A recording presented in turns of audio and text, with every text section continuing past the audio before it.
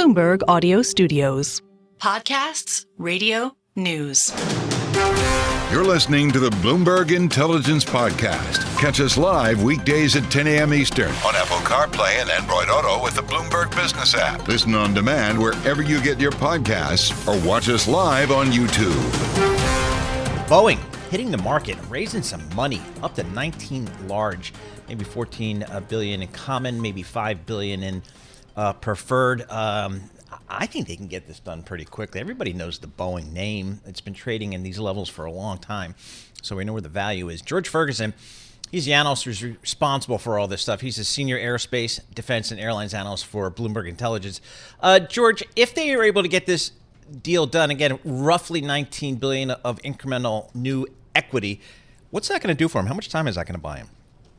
So we think it probably buys them at least a couple quarters, right? So on the call the other day, on the earnings call for 3Q, they indicated that they thought they'd burn $4.5 billion in 4Q, similar to what they burned in 2Q. At that burn rate, it gets them maybe even 3 quarters worth of burn. I would hope they wouldn't need all that, but we did hear again their outlook that the first half of next year they expect to be largely a cash use scenario, and for the full year they'd be cash use. Sounded like they would go cash positive sometime in the second half, they hoped. So 2-3 quarters. So George, just in terms of how large this can be, we know that they launched the shelf to raise up to $25 billion. Do you think that gets close to maxing it out just because it's Boeing and they simply probably can? Well, I guess, they have to, sort of really, there's a lot of dilution here, right? So they have to really be concerned about dilution. But, last I looked, the shares were down a couple percent. So it seemed like the market's not that concerned about whatever dilution is going to occur here. I think the bigger amount they have, right, the more staying power, obviously, the more they can look at the union across the negotiating table and say, we can hang out for a long time. We really need you to rethink your idea on, let's say, something like a pension, right? And so I think, more money helps them there. And look, the aerospace supply chain still isn't stable, right? So Airbus should be sort of moving towards 50 rate on A320 as they close out the year here. We're not seeing it. We're seeing them in the 40s still. So they're sort of proof positive to us. We're seeing more noise out of the engine makers. They're still sort of working to get their supply chains fully functioning coming out of the pandemic. So it's not a given that just once they get this strike past them, that Boeing's going to have, clear skies, ramp up quickly, generate cash, and not have any additional problems. So I think raising above $20 billion, which I think could certainly happen here, just buys them more time in a world that is just has a lot more variables in it than most other industries. The aerospace industry has more variables right now. George, what are you hearing about this strike here? Has there been any movement here? Have they been able to narrow in on a topic or two or three? What are you hearing? I'm hearing it has a lot to do about pensions, right?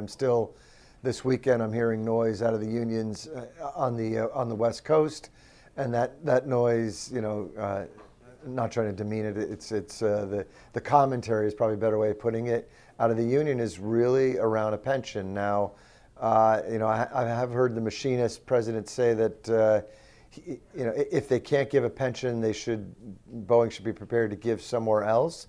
So it sounds like there is flexibility, but it sounds like a lot of it has to do with retirement plans and what the union thought they lost a decade ago. They did lose the pension a decade ago, and they think they lost a very valuable benefit. And it sounds like there's a lot of focus on that right now.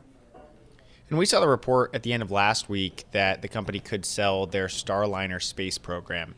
What's your thinking on that? Is a more streamlined Boeing more attractive to equity investors? Look, I think Boeing could potentially do some streamlining. I frankly think the space business isn't necessarily the place for them to do the streamlining, but I do think they're looking for pieces of the company that aren't core to sort of aircraft, defense aircraft, commercial aircraft. And so space, I think, stands out for that. The problem I have, though, with the space business is they've got a launch business called the United Launch Alliance with Lockheed, it's not as competitive as SpaceX, right? I know from people I talk to in the industry, SpaceX can deliver things into orbit much cheaper. I think the Boeing Lockheed joint venture suffers from, I think, some of those sort of structural challenges inside any big defense contractor. They're not nimble and they're not cheap. And I think, Starliner, they took $4.6 billion to develop a capsule. It's supposed to be the second capsule to the SpaceX capsule, which won as well. NASA wants redundancy to deliver to the International Space Station. There's a commitment in there. I think they have to deliver, or at least have to go to the space station at least twice a year for a number of years. I just don't see NASA, letting them off that requirement. So they're going to have to find someone else to step in to a program they've already developed, to take it over and commit to making deliveries to the space station or shots to the space station twice a year. I think that they're going to be hard pressed to really get much money from that, because again, they don't deliver cheap. They're overruns on Starliner too. So I just think it's going to be a real challenge to really generate much cash from that. That's been on the market too for a while, and nobody's bitten so far. I understand Blue Origin looked at it, and now they're going to the equity markets for $20 billion in equities. So I think that's a sign of what they think they can generate from that business. Just isn't there, I don't think. All right, George, thanks so much for the update. Appreciate it. As always, George Ferguson, Senior Aerospace, Defense, and Airlines Analyst for Bloomberg Intelligence. Boeing in the market for up to $19 billion in some equity, common stock, preferred stock. We'll see. The stock's only off 1% here, so as George was suggesting, it seems like the market's okay with the dilution. I mean, it is what it is. You kind of knew this was coming. It's been well telegraphed. We reported it back in early October, so almost 4 weeks ago at this point, that they were in talks with advisors. The stock was about 153. Right now it's at 153.5. So when you think about it, we're continuing to see the stock move sideways. As you mentioned, the big question is what kind of a discount, how quickly does this deal get done, and what are the terms that actually get agreed upon for that convertible debt? Just because as George mentioned, when you talk dilution, if you're an equity investor, sure, you want a clean balance sheet, but you also don't want to get squeezed out of your position. Yep, it's actually, and then presumably that'll strengthen their position with the union, just in terms of talking about this upcoming contract. You're listening to the Bloomberg Intelligence Podcast. Catch us live weekdays at 10 a.m. Eastern on Apple CarPlay and Android Auto with the Bloomberg Business app. You can also listen live on Amazon Alexa from our flagship New York station. Just say, Alexa, play Bloomberg 1130. Let's switch gears to the global auto industry.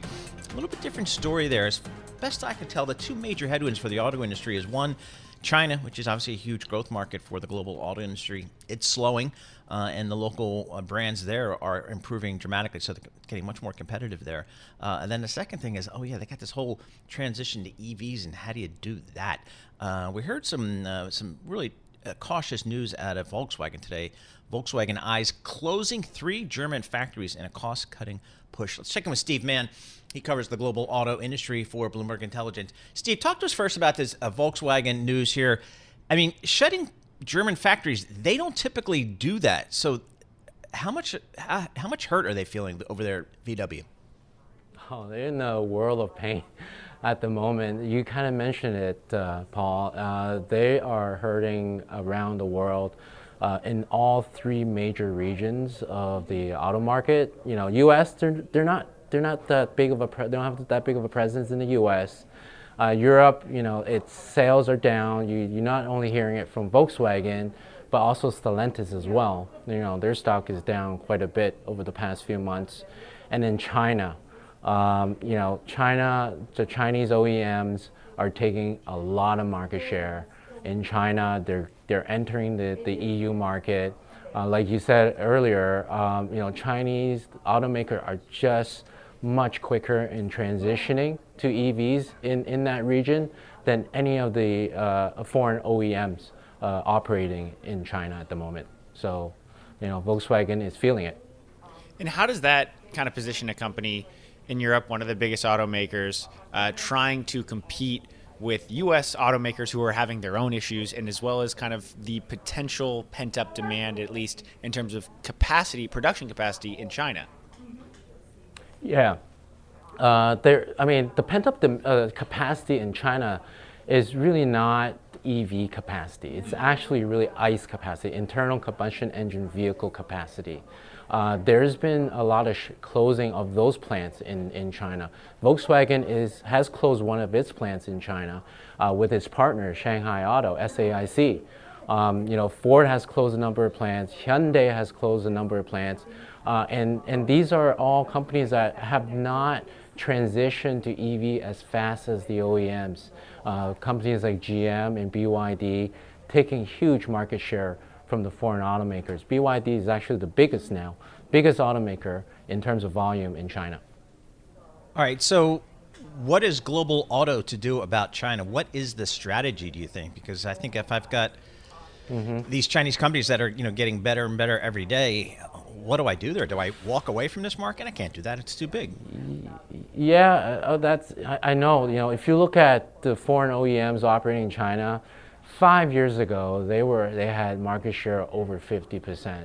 In the last couple of years, they basically have changed position. The Chinese OEM has more and more capacity, more and more market share, and it's growing.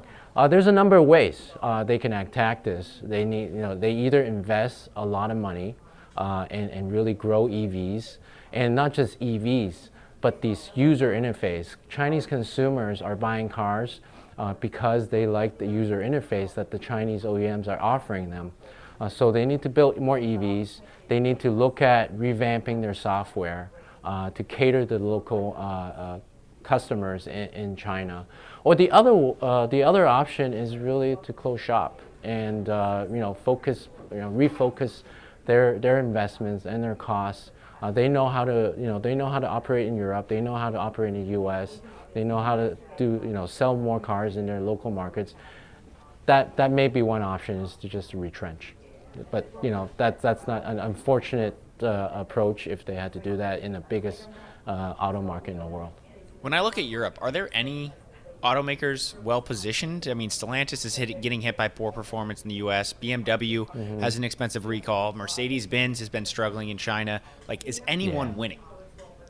Well, relatively speaking, I think the German luxury automakers, the BMW, Mercedes, are faring better than the mass market, but they're also feeling the pain, right? They're all the luxury brands are also feeling the pain.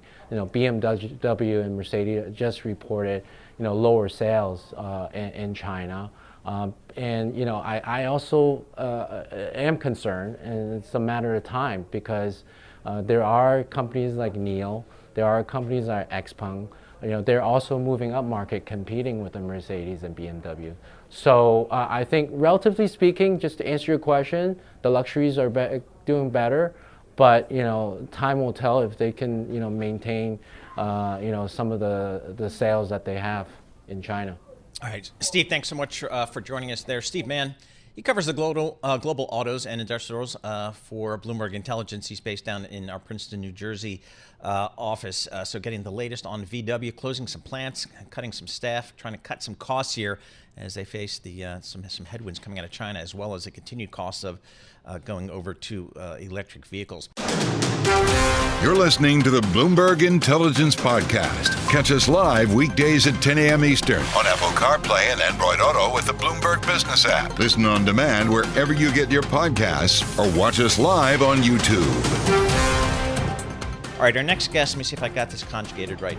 She's in Chicago, but she's a Boston native and fan of the Red Sox, which means she's rooting for the Dodgers. I think I've got that right. Shana Sissel, President and CEO of Banríon Capital Management, joins us here in our Bloomberg Interactive Broker Studio. Did I get that right? You totally got that right. I think, as we were saying before, Dave Roberts has to continue to do everything he can to help the Red Sox, whether it be win a World Series as a player, give the Red Sox a World Series as a manager, and now he needs to make sure that the Yankees prevent the Yankees. I get the whole concept there. All right, before we get to your market call, which we want to talk about, Pink ETF. Talk to me about that. Yes, so Pink ETF is near and dear to my heart. I am a breast cancer survivor, and October is Breast Cancer Awareness Month. The Pink ETF is issued by Simplify Asset Management.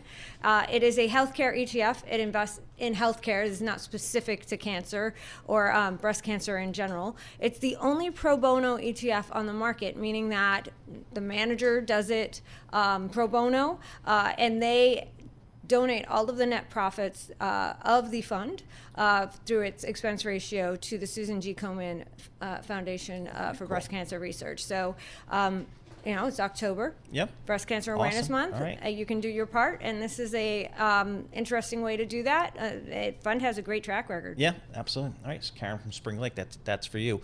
Talk to us about the markets. What do we do here? Do we just sit on the sidelines until the election's over and then become investors again? What are you telling your clients about these markets these days? Well, the election is the number one most important piece of news that the markets is waiting for. We have a virtual tie in almost all the polls, and I have opinions on where I think that kind of leans. But in that kind of environment, companies are reluctant to make any big CapEx decisions. They're kind of putting a pause on policy, waiting to see, who wins, because the rules could be substantially different depending on who becomes the victor. Well, what do you make, Shana, of the betting market? We talk kind of ad nauseum, it feels like, at Polymarket and Predicted and how that impacts it, what the Trump trade is or isn't. If we're still in agreement that it's a coin flip, how are people positioning if we are kind of at least reading about and Bloomberg's reporting about kind of the so-called Trump trade, if it still feels kind of like a deadlock? Well, I think there's this one little caveat, nuance to this, which is that I think in polls that are showing a deadlocked electorate, that is actually pro-Trump, in my opinion, right? I think we've seen this in every election he's been involved in. The polls tend to underestimate his his voters, because being associated as a Trump voter has some negative connotation in the broad public, right? So people are less likely to be honest about it until they get into the, the voting booth, and then it doesn't matter because it's truly anonymous, or we hope so. In that case, I think that when you see something where it's a virtual tie, it's probably leaning more in Trump's direction than it is in Harris's direction. That's just my opinion. All right, so elections aside, it seems like we've got a Fed that's accommodative. Seems like earnings generally remain fairly strong. The economy remains fairly strong. Inflation coming down. How constructive is that for you guys in terms of taking risk in this market in place? Well, I think this is a market where you can take risk. So for me, the way I position portfolios is I want to make sure I can get the most upside I can from the equity markets, because I think that the probability of upside in the equity markets is quite high. And I think it's also high probability of risk assets outperforming. So I want to be able to take that risk.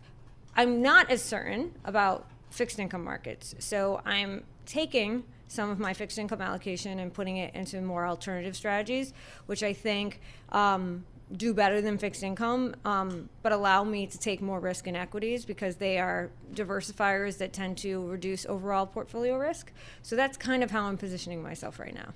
Within taking on risk, when you say that, do you mean within large caps? Are you skewing out more towards like a small cap? I just am looking at in terms of earnings. We're going to hear from this week alone Alphabet, AMD, Microsoft, Meta, Apple, Amazon, and that's really CapEx comments have been making up so much of the NVIDIA trade. So when you're looking at allocating risk to equities, what does that look like? So I do think it involves some of the high flyer growth stocks. We haven't had an environment that's conducive to small caps or value in a while. Jason Trennert from Strategas did a great piece last week called 10 Things I Think. And one of the things he talked about is since 2009, we've been in this perpetual QE cycle where companies haven't been, permitted to fail. And so we've been in this perpetual late cycle, business cycle. The business cycle's kind of disappeared. And in doing that, it's been a complete headwind to anything that would benefit from things winning and losing. And not allowing companies to fail has kind of also increased the haves and have-nots. So I'm willing to take more risk in those larger cap names. That's where I actually think there is more risk. But also things like Bitcoin, which is not a stock, obviously, but is a risk asset, in my opinion. I would argue small caps could be considered a risk asset, but value wouldn't be. Right, so you're probably staying away from some of your cyclicals, and you're going with your more risk growth beta names is where I would be paying attention right now. Shana, I know you have a lot of experience in alternatives, and I've been surprised when I talk to retail advisors how willing they are to embrace alternatives, and to a much higher percentage of their portfolio than I would have thought. Where do you see opportunities in alternatives these days? Private equity, private credit has become so big, hedge funds. Where do you see alternatives? How do you talk to your clients about that? So private credit is credit.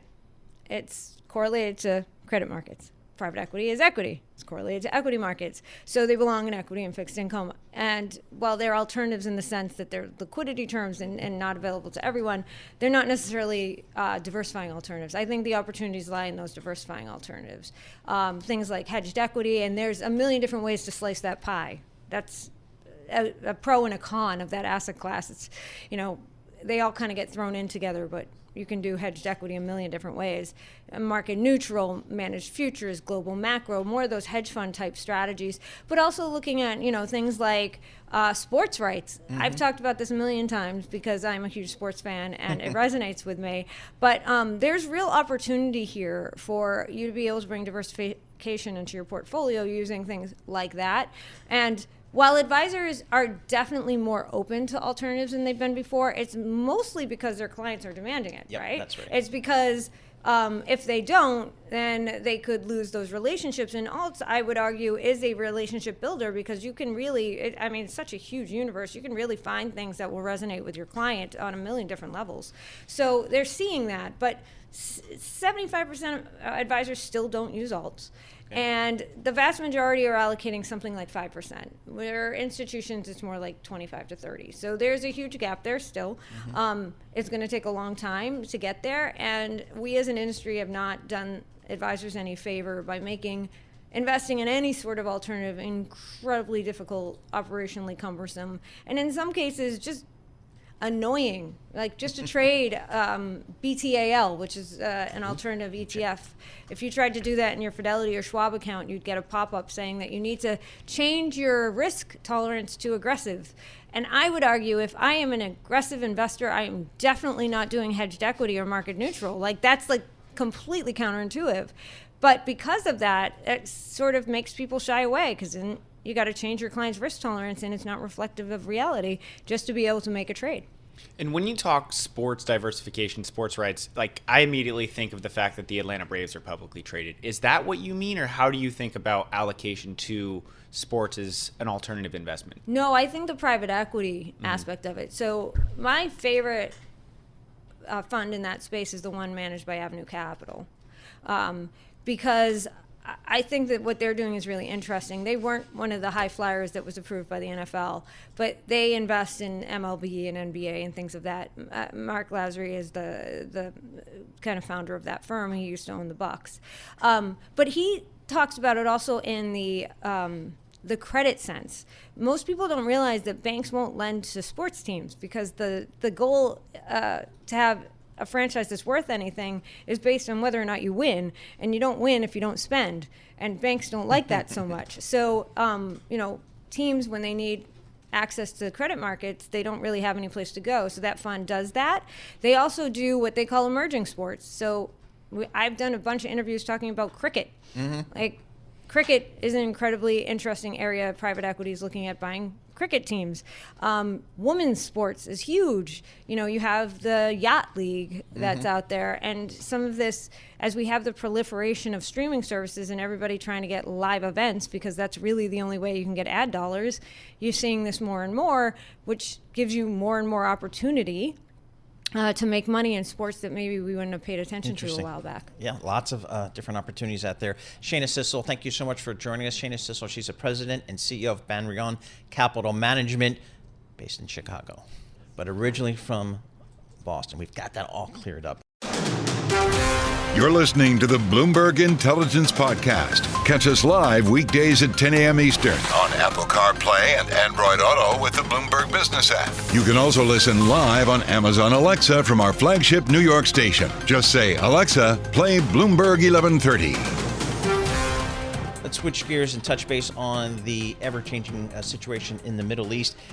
Kirsten Fontenrose joins us, president of Red 6 Solutions.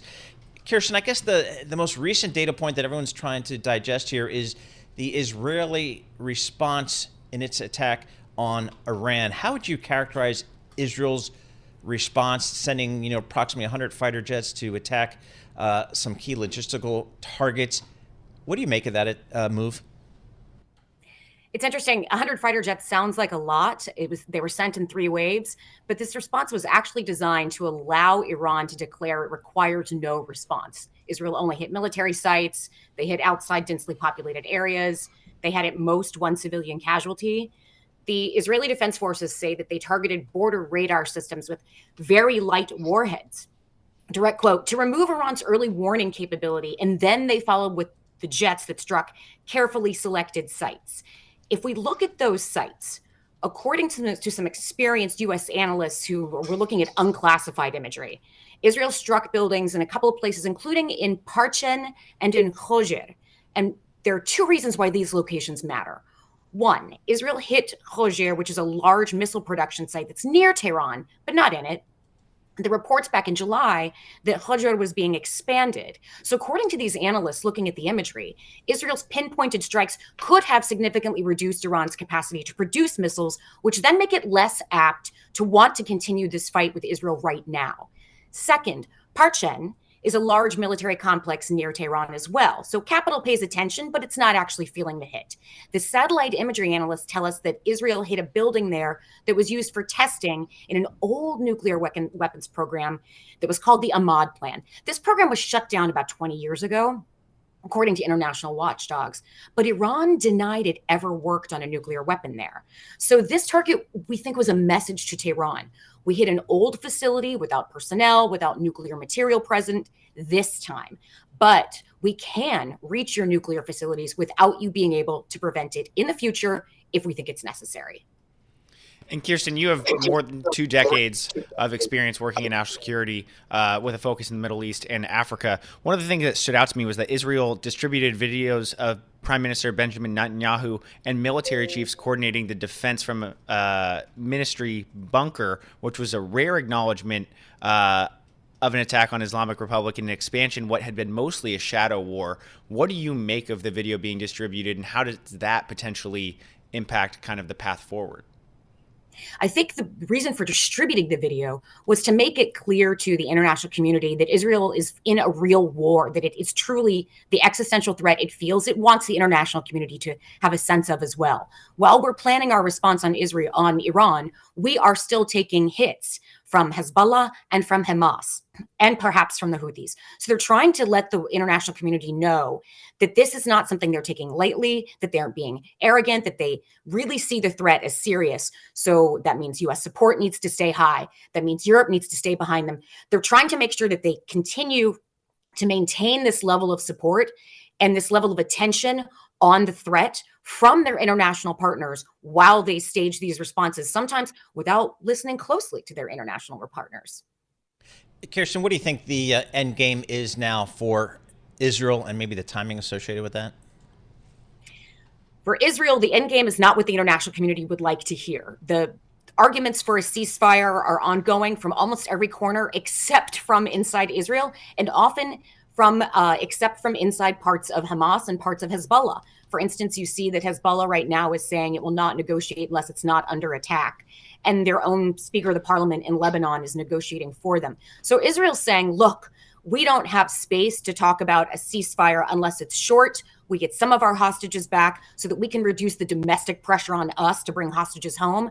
But this conflict is not over. As long as there is still a threat, as long as all of these groups continue to say one of their primary objectives is to eliminate our state from the map, this threat will continue to face us. We will continue to fight this kind of onslaught every few years, like we have for decades now, unless we do something decisive. So they're looking to uproot Hamas, uproot Hezbollah, shut down the Houthis' ability or will to fight this war on behalf of Hamas, and to put Iran on the back foot where it no longer has the capacity to strike and perhaps no longer the will. It certainly does not have the domestic support, but the hardliners in Iran's leadership are going to push that fight going forward as well. This is not over.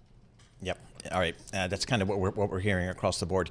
Kirsten, thank you so much for joining us. Kirsten Fontenrose, she is the president of Red 6 Solutions, joining us from Washington, D.C. via Zoom, kind of getting the latest there. But again, it seems like this is Israel saying, we're going to settle everything here. That's kind of our goal, as opposed to maybe when we started out a year ago, which is, neutralize Hamas and get our hostages back. This obviously is much broader, much wider.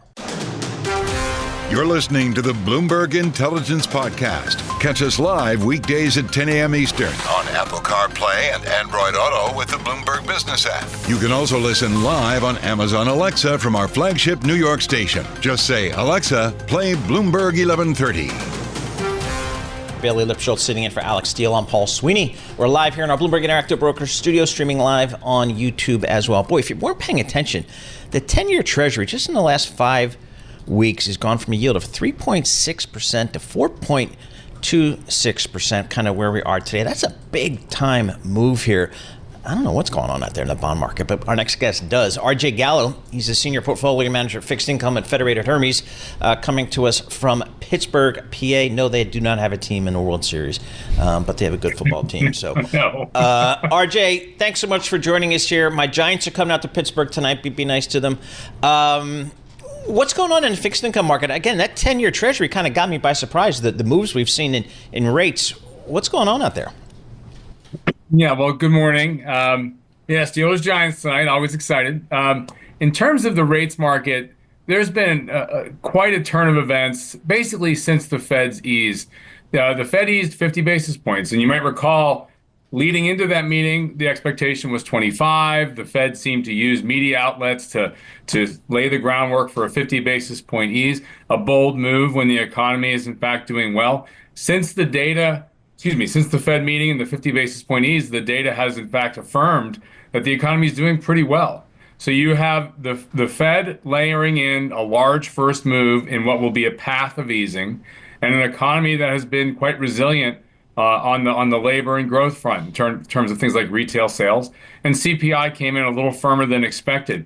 So you have an economy that's not showing signs of recession, a Fed that's committed to landing the economy outside of recession, a soft landing as we've all come to call it. And then you have the election coming up. All those factors have leaned towards a significant repricing higher in yield. You mentioned the 10-year Treasury. I think if you take a look at the implied rate on SOFR futures out in June of 2026, the implied rate has risen almost 80 basis points since September 10th. It is now 355. It was once below 280. Wow. So all those factors have really hit the bond market pretty hard. It's now priced, I think, for perhaps an inflationary election outcome, and that's the next big focus, the election itself. Well, within that, we're 8 days from the election. How should investors be positioning, just given the polls that we've been seeing and how kind of markets have seemingly been moving ahead of it? Yeah, well, the markets certainly have been moving. And by markets, I'm sort of speaking broadly. The betting markets, starting probably in the first week of October, just started shifting in the direction of a Trump win and a red sweep as the most probable of outcomes. According to some of them, 40, 45, 50% probability of a red sweep. That's a big change from where they were in September. The financial markets, including the impact on rates, I think the economy's resilience that I just described and the unwind of expectations to some degree of a deep Fed easing path, those were the primary drivers. But the election risk and the prospect of an inflationary set of policies from a Trump 2.0 were secondary factors there. I think it's safe to say that the market now is leaning heavily in the direction that we just described, but I would still think some caution is warranted. We're leaning a little bit short, not aggressively so. There's a lot of other complex factors out there. Kamala Harris could surprise us on election day. We could actually have an indeterminate election outcome. You go back to 2000, a highly indeterminate outcome between Gore and George W. Bush led to yields falling and flight to quality demand and risk assets struggling. If we have prolonged indecision this time, you might see a rerun of that script. So when you guys get together for your Monday morning meeting, you plot out the week, where do you guys see value these days? It's a great question. So we started off the year thinking the bond market was going to produce us pretty good total returns. And then that was sort of tempered earlier in 2024 by the fact that inflation had a bit of a resurgence and started getting a little sticky. We had a great run there from, say, April all the way up through the expectations of the Fed easing. But now the total returns are getting diminished yet again. So, for example, if you look at the aggregate index, year-to-date total return is just up 2%. Over the last 3 months, it's just 1.2, and it's been a brutal October. Over the last 30 days, we've lost 2.5%, and month to date, we've lost 2.3%. So just betting on rates has not been compelling, but that's not all that we do. We obviously look at and actively manage duration, but we realize calling rates is a dicey prospect. So we focus very heavily on other variables. So the yield curve has steepened sharply in relation to the Fed's easing and the prospect of inflationary policies to come. We've played that rather well in our number of our portfolios, positioning for yield curve steepening, and that's been a way to generate alpha within a fixed income portfolio. When it comes to credit, we've been overweight mortgages. We remain cautious in high yield corporates where we think spreads are just not enticing enough. But the good news about a fixed income portfolio, a highly diversified one, is you can move across sectors to look for opportunities. You can move up and down the yield curve for changes in its slope and shape, in addition to taking some positions on duration. So all in all, we've been deploying all those different tools to varying degrees throughout what's been a moderate return, but a positive return year. All right, RJ, thanks so much for joining us. As always, RJ Gallo, Senior Portfolio Manager, Fixed Income over there at Federated Hermes. You're listening to the Bloomberg Intelligence Podcast. Catch us live weekdays at 10 a.m. Eastern on Apple CarPlay and Android Auto with the Bloomberg Business app. You can also listen live on Amazon Alexa from our flagship New York station. Just say, Alexa, play Bloomberg 1130. All right, you're listening to Bloomberg Intelligence. Bailey Lipschultz sitting in for Alex Seal. I'm Paul Sweeney. We're live here in our Bloomberg Interactive Broker Studio and we're streaming live on YouTube as well. We're 8 days away from the election. And one aspect of the election we haven't really had to think about up until the most recent cycle or two is just ensuring that we have safe and secure elections. That is now a big deal, particularly with early voting and mail-in voting and all those things that came out of the pandemic. Somebody who does think about that is Rhett Buttle. He's the CEO of the Public-Private Strategies, joining us here via Zoom. So, Rhett, how are you thinking these elections are going to go next Tuesday? And then Wednesday, and then Thursday. What is your concern level that we will in fact have safe and secure elections? Well, great to be with you. So first of all, I mean, America, as we know, over the last, set of election cycles has primarily had very safe and secure elections. And I think we're feeling confident about all of the elections to date. And many of the, state and local officials have worked very hard to prepare. I think, one of the bigger questions is, we probably will not have the exact results of the election on election night. And so, it might be until Saturday or Sunday until we know an official winner. And so one of the pieces that we've been thinking a lot about is really making sure that folks are preparing for that they know that every vote is still being counted, and that the process might just take a while. But that is the important role of democracy, making sure every vote gets counted. And particularly for business owners, understanding that this sort of period of uncertainty is a really important moment for businesses to be able to, bring some calm to the market, to be able to say this is how democracy plays out, not just in the role that they play in the markets, but also in the role that they play as community leaders. For a lot of CEOs who have employees, this can be a fraught time, for example. And so it's really important to know that, every vote will be counted. The elections are on par to be very safe and secure, but we may have a period of uncertainty, and that's okay. And we just need to understand that might be the case, but it's an important part of letting democracy play out. Well, Rhett, I think back to 2020 when it took a few days, but we were still in the midst of the pandemic. Now in 2024, people will be back into the office, back at work, back on subways here in New York and commuting around the country. How does that actually kind of impact a delayed ruling or a delayed decision on who in fact will win the election, especially as we see a number of contested seats across the House and Senate? Yeah, look, we're so used to having everything, be so instantaneous. We're used to obviously having a result, called on election night. The reality is, at least for the national presidential election, we expect it to be very close. And there's a number of states that it probably will take a few days to make sure that every ballot is counted. And so, unlike where we were all sort of huddled in our homes around Zoom screens or around TV screens before, we are going to have people going back into the office. And we know one of the things we learned in 2016 was that, elections can invoke a lot of emotions with employees and start a lot of conversation. And the reality is the workplace has become a really important square for civic engagement, right? It's one of the places where people interact, they talk to each other. And so it's become increasingly important that business leaders and CEOs think about the role they can play in sort of setting the tone, the role that they can play in sort of depoliticizing things and making sure that there's a safe space. We see in a lot of companies with employee resource groups that there's the opportunity to provide space for dialogue. And so part of the work that we've been doing under an initiative we created, it's called the Business and Democracy Initiative, is we've been working with business leaders to help them prepare for this election, to not only sort of raise their voice in their communities, to talk about how this is the normal part of democracy, but also to play an important role in sort of depolarizing, de-escalating, and making sure that everyone's voices are heard in this process over the next few weeks. Rhett, and the business leaders that you do speak to, what is the concern level, if at all, that we have a recreation of something like January 6th to that level? Look, I think overall people feel that the election is going to be safe and secure and that every vote is counted. So that is a good point. I think generally what I hear from business leaders is, increasingly, risk has become an issue with just instability. And so even beyond the elections, there's a broader issue with the government, for example, not being able to pass, funding bills that go on for years, or the debate over the debt ceiling, for example, and not being able to reach resolution. So there's that broader sort of risk level. America, as we all know, is the most important economy in the world. And so having that certainty is really important for business leaders.